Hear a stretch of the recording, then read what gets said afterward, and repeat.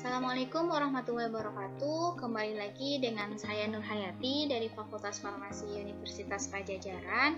Di video sebelumnya saya telah membahas mengenai perencanaan dan pengadaan sediaan farmasi Alkes dan BMHP. Maka di video kali ini saya akan membahas tentang penyimpanan sediaan farmasi Alkes dan BMHP. Penyimpanan adalah kegiatan yang bertujuan untuk melindungi obat yang disimpan dari resiko kehilangan, kerusakan, pencurian, serta gangguan fisik yang dapat merusak mutu obat, serta menjamin kesediaan farmasi tidak mengalami stock out atau overstocking. Nah, persyaratan gudang untuk perbekalan farmasi yang ini biasanya ada di instalasi farmasi rumah sakit. Itu harus memenuhi kriteria yaitu accessibility, yaitu harus cepat dan mudah diakses. Kemudian utilities, ruang-ruangnya memiliki tingkat manfaat yang optimal sebagai tempat penyimpanan. Kemudian harus ada communication, harus memiliki alat dan sarana komunikasi. Kemudian memenuhi faktor drainage, harus mempunyai sistem pengairan yang baik dan bebas banjir. Kemudian untuk size, itu harus memiliki ukuran yang cukup untuk menampung barang yang ada. Yang terakhir adalah security, mempunyai fasilitas keamanan yang menjamin dari kerusakan, kehilangan, pencurian, kebakaran, hewan pengganggu, serta tersedia prosedur untuk mencegah kecelakaan kerja. Selanjutnya adalah sediaan farmasi yang harus disimpan terpisah. Ini berkaitan dengan bahan yang mudah terbakar. Ini harus disimpan dalam ruang tahan api, diberi tanda khusus bahan berbahaya. Kemudian gas medis ini disimpan dengan posisi berdiri terikat. Posisi berdiri dan terikat agar tidak mudah jatuh, dan diberi penandaan untuk menghindari kesalahan pengambilan jenis gas medis. Bebas dari sumber api, ventilasi harus baik. Kemudian untuk penyimpanan tabung gas medis kosong itu harus terpisah dari tabung gas medis yang ada isinya, sehingga ketika terjadi kegawat daruratan tidak salah mengambil. Kemudian untuk penyimpanan tabung gas medis di ruangan harus menggunakan tutup demi keselamatan.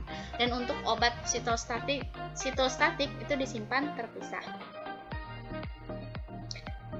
Berikut adalah penyimpanan khusus sediaan farmasi. Yang pertama adalah sitostatika, yaitu harus disimpan di lemari khusus untuk mempunyai fasilitas untuk mengatasi tumpahan atau disimpan dalam wadah plastik tertutup rapat dan kuat.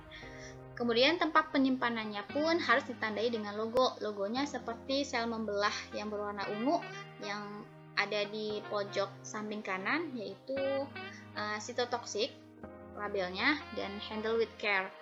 Kemudian diletakkan sejajar mata atau lebih rendah. Kemudian tempat penyimpanannya masing-masing sitostatika dilengkapi dengan MSDS atau Material Safety Data Sheet.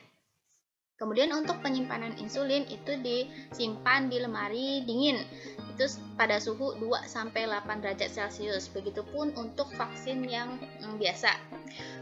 Tapi untuk vaksin sensitif itu biasanya diletakkan di lemari minus 15 sampai dengan minus 25 derajat Celcius. Kemudian untuk penyimpanan khusus B3, yaitu bahan berbahaya dan beracun. Bahan berbahaya dan beracun ini berkaitan dengan bahan yang mudah terbakar, meledak, korosif, dan karsinogenik. Maka penyimpanannya itu harus disertai MSDS atau Material Safety Data Sheet. Contoh MSDS ini seperti ini. Disimpan di tempat aman, terhindar dari benturan fisik, ruangan penyimpanan kering, sejuk, berventilasi cukup, jauh dari tempat berpotensi kebakaran, dan bebas rokok. Kemudian untuk wadah itu diberi tanda peringatan, jauhkan dari panas, percikan dan semburan api, tidak boleh dihirup, hindari kontak dengan mata, kulit, dan pakaian. Wadah harus tertutup rapat, gunakan dalam keadaan ventilasi cukup, cuci tangan setelah menggunakan alkohol. Selanjutnya adalah penyimpanan dengan metode pemisahan bentuk dan jenis sediaan obat. Jadi penyimpanan menggunakan bentuk sediaan obat, jadi dipisah antara sediaan berbentuk tablet, sirup, salep, tetes mata, dan lain-lainnya untuk memudahkan pengambilan. Kemudian untuk jenis sediaan yang high alert atau obat-obatan dengan membutuhkan perhatian khusus seperti obat LASA, yaitu atau obat norum ya, like alike sound alike. Jadi pengucapannya sama, penulisannya sama dan pengucapannya itu sama. Seperti contohnya di sini ada Pulmicort Turbo Healer 200 mikrogram dengan Pulmicort Turbo Healer 400 mikrogram. Biasanya obat-obat lasa ini tidak boleh disimpan secara sejajar dan ditandai dengan label yang mencolok seperti pada gambar di bawah ini.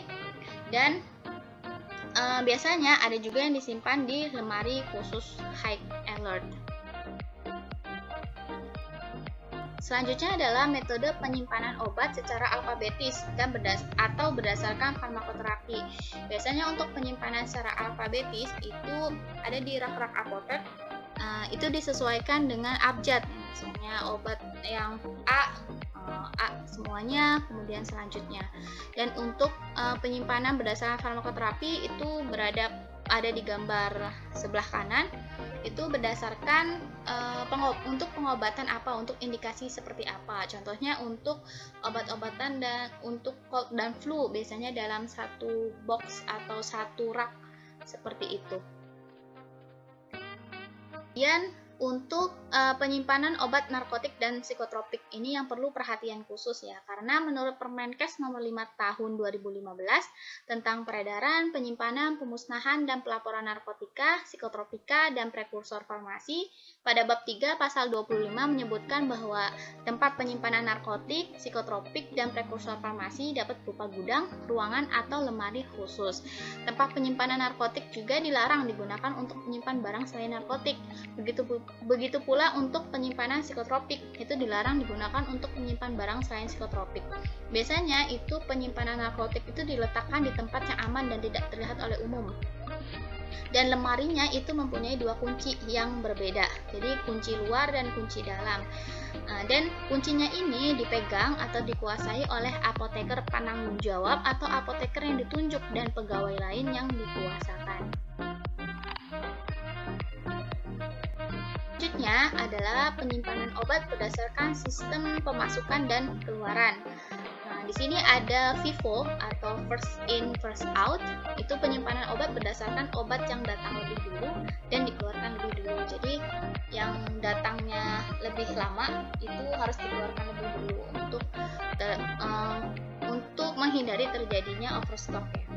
Kemudian untuk FIFO itu first expired, first out. Jadi penyimpanan obat itu berdasarkan obat yang memiliki tanggal kadaluarsa lebih cepat maka dikeluarkan lebih dulu. Kemudian untuk obat LIFO ini sebenarnya berkebalikan dengan obat FIFO karena last in first out. Jadi penyimpanan obat berdasarkan obat yang terakhir masuk dikeluarkan terlebih dahulu. Jadi sebenarnya untuk obat-obatan yang expire-nya itu sangat sebentar gitu. Jadi yang pertama kali masuk dikeluarkan.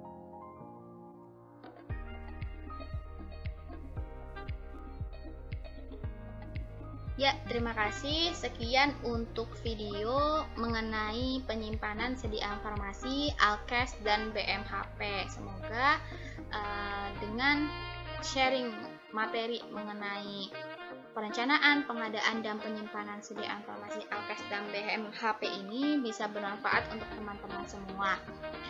Sekian, saya Nur Hayati. Wassalamualaikum warahmatullahi wabarakatuh.